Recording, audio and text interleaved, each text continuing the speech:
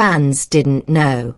Jungkook bought with his first salary when he was only 15 years old. The story of Jeon Jungkook, known globally as the golden Maknae of BTS, is often defined by shattered records, stadium tours, and unprecedented chart success. However, long before the flashing lights of the Grammys or the roaring crowds at Wembley, there was a quiet, poignant moment that captured the true essence of the young artist's character. This story dates back to the very beginning, before the polished glamour of K-pop took over his life, grounding him in a reality that many fans, known as ARMY, hold dear to this day. Before officially debuting with BTS in 2013, Jungkook was merely a 15-year-old boy navigating a world far larger than himself. While most teenagers his age were concerned with video games or school popularity, Jungkook was already shouldering the weight of a professional career. Historical records and early social media archives from the group reveal that his daily routine was a grueling cycle of academic obligations, intense rehearsals that lasted late into the night, and notably, a part-time job. It was a period defined by exhaustion and determination. When that first paycheck finally arrived, a tangible representation of his sweat and lost childhood hours, he did not rush to buy the latest gadgets or trendy sneakers for himself. According to posts from his old Twitter account during that pre-debut era, the young singer expressed a simple, heartwarming joy. He shared with the world that, after a long time, he was finally able to go shopping and eat a delicious meal. But the core of his update was a revelation that moved fans to tears years later. With his very first earnings, he bought clothes for his mother. This gesture was not merely a transaction. It was a symbol. In an industry often criticized for its superficiality, a 15-year-old boy chose to honor the woman who raised him rather than indulge in the rewards of his labor. It was a decision that spoke volumes about his priorities. While many in his position might have felt entitled to the fruits of their hard work, Jungkook's first instinct was gratitude.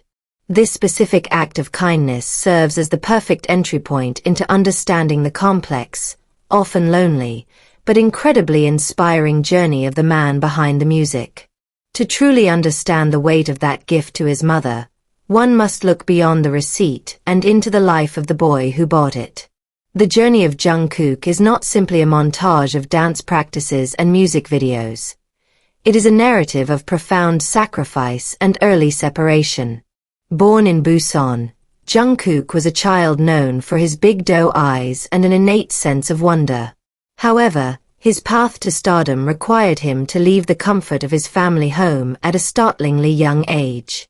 By the time he was entering his early teens, he was already packing his bags for Seoul, a sprawling metropolis that moves at a pace unforgiving to the unprepared. For a middle school student, leaving parents and siblings behind is not just a logistical change. It is an emotional severing. Industry sources and verified interviews have often highlighted the intense shyness that defined Jungkook's early years as a trainee. He was not the confident showman the world sees today. In fact, the founder of his agency, Bang Si-hyuk, once mentioned that during his trainee days, Jungkook was so shy that he would tear up when asked to sing. He would retreat into his hoodie, shrinking away from the spotlight, terrified of judgment. This was not a lack of talent. It was the overwhelming pressure of an uncertain future pressing down on a child who was painfully far from home. The transition from a regular student in Busan to a trainee in Seoul was marked by a profound silence. While the practice studios were filled with the sound of music, his internal world was often quiet and heavy.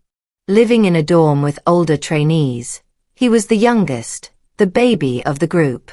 While his older members, who would later become his brothers, did their best to care for him, the gap in age and experience meant that Jungkook often had to navigate his emotional turbulence alone.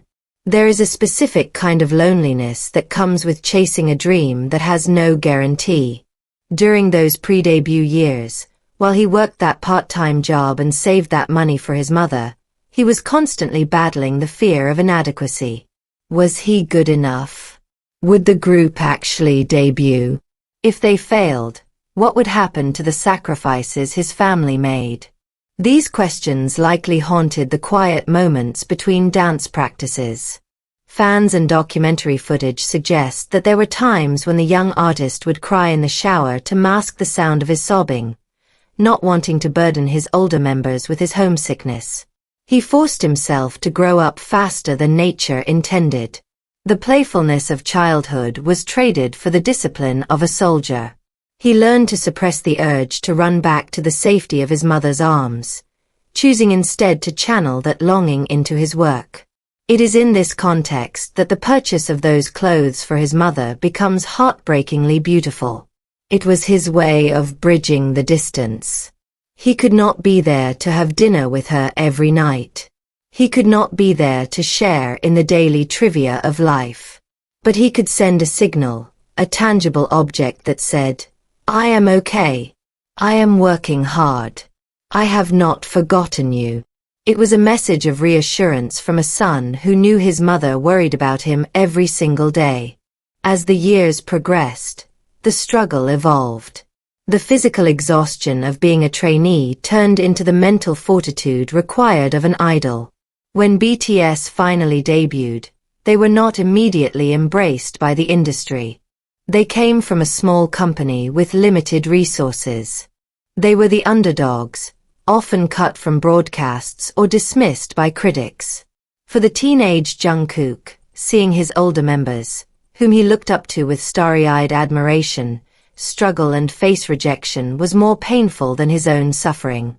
In his solo track Begin, which he released years later, Jungkook confessed that his greatest hardship was not the physical toll of the schedule, but seeing his Hyung's older brothers in pain. This revelation offered a rare glimpse into his psyche. He was an empath, absorbing the stress and sadness of those around him. He had built his identity around the group, becoming a canvas that absorbed the colors of the 6 men who raised him in Seoul. But beneath that adaptation was still the boy from Busan, holding on to his roots. The Golden Maknae title, bestowed upon him because he seemed good at everything. Singing, dancing, sports, art, became both a crown and a cage. The world expected perfection. If he faltered, the criticism was sharp. If his voice cracked, or if a blemish appeared on his skin, the cameras were there to capture it. Yet, through the chaos of rising fame, he maintained a startling level of humility. Industry insiders and staff members have frequently noted his behavior off-camera. Despite his global status, he is known for bowing 90 degrees to staff, helping to clean up sets, and treating everyone from the director to the lowest-ranking assistant with equal respect. This consistency of character is not manufactured. It is the lingering lesson of a boy who worked part-time jobs and saved pennies to buy a gift for his mom. He remembers the value of labor. He remembers what it feels like to be small in a big world. As BTS climbed to the summit of the music industry, breaking barriers that were thought to be impenetrable, Jungkook's relationship with his family remained his anchor.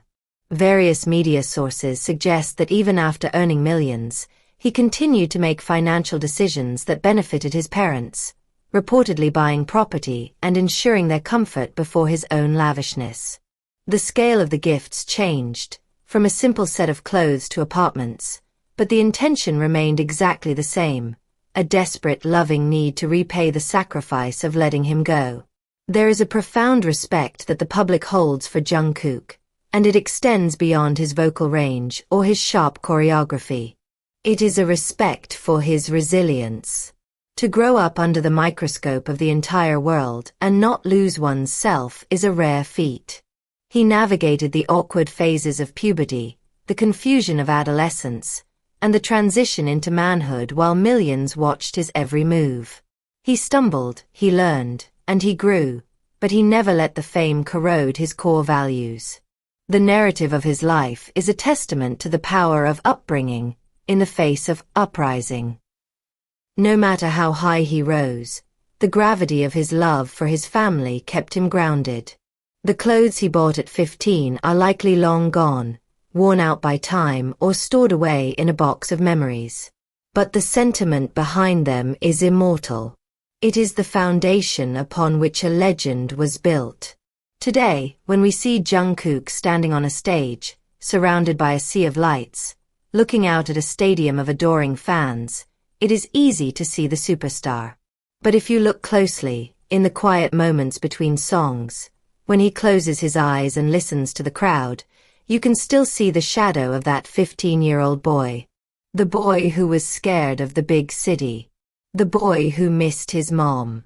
The boy who took his very first envelope of money, ignored the candy and the toys, and walked into a store to buy something for the woman who gave him life. It is a reminder to us all. Success is not measured by what we acquire for ourselves, but by what we are able to give back to those who helped us stand. Jungkook's journey from a shy, weeping trainee to a global icon is not just a story of talent. It is a story of a heart that never forgot where it came from. And that, perhaps more than any award or accolade, is the true reason why he commands such deep, unwavering respect. In a world that often demands we change to fit in, he succeeded by remaining the grateful son he always was.